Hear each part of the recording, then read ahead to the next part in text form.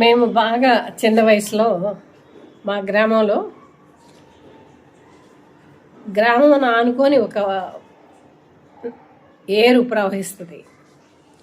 ఆ ఏరు బాగా వరదలకు వచ్చినాయి అర్ధరాత్రి పూట. గ్రామంలో 80% మునిగిపోయినాయి. మా ఇళ్ళు మెరకనుంటాయి, మా ఇళ్ళు మాత్రం మునగలేదు. మిగతా ఇళ్ళన్నీ కూలిపోవటం, మునిగిపోవటం జరిగింది. ఆ ఏరు వస్తుంది అన్నప్పుడు ఊళ్ళో ఏమవుతుందంటే కుక్కలు అరుస్తాయి. ఏదైనా ప్రమాదం పొంచి ఉంటే మాత్రం ఫస్ట్ ఇండికేషన్ కుక్కలు ఇస్తాయి.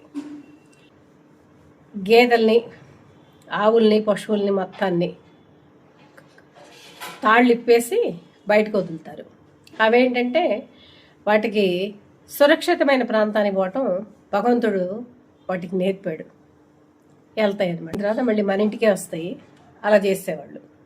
ఫస్ట్ వాటిని తాళ్ళు ఇప్పేవాళ్ళు, తర్వాత మనుషుల గురించి ఆలోచించేవాళ్ళు, ఫస్ట్ పశువుల గురించి ఆలోచించేవాళ్ళు. ఇప్పుడు మనం ఏంటి, మనము, మన పిల్లలు, మన బంగారం, మన డబ్బులు, ఈ వ్యవహారం చూసుకునేవాళ్ళం.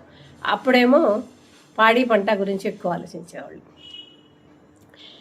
పల్లె ప్రాంతంలో కుటుంబాలన్నీ మెరక ప్రాంతంలో ఉన్న ఇళ్లలోకి వచ్చి ఉన్నారు. అంత ఇదైపోయి మళ్ళీ ఇళ్ళు సరి చేసుకొని వెళ్ళేసరికి ఒక 5-6 రోజులు పట్టుద్ది కదా. ఈ 5-6 రోజులు ఒక్కొక్క ఇంట్లో 4-5 కుటుంబాలు ఉన్నాయి. అప్పట్లో ఇప్పుడంత కూరగాయలు ఉండటం కానీ పండటం కానీ ఏమి ఉండే కాదు కదా.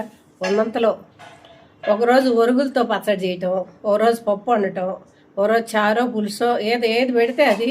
అంతమంది జనం పెద్ద పెద్ద కాగులు కొండేవాళ్ళు, తినేవాళ్ళు.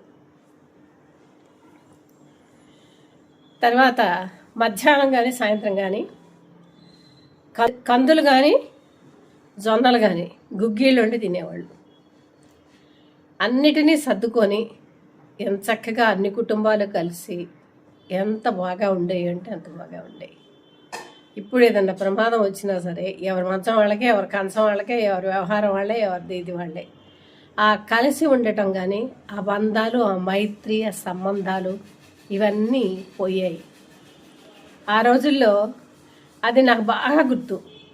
ఇప్పుడు మిడిల్ ఈస్ట్లో యుద్ధం, ఈ జనమంతా అల్లాడటం ఇవన్నీ చూస్తే నాకు ఆ వరదల సమయం గుర్తొచ్చింది.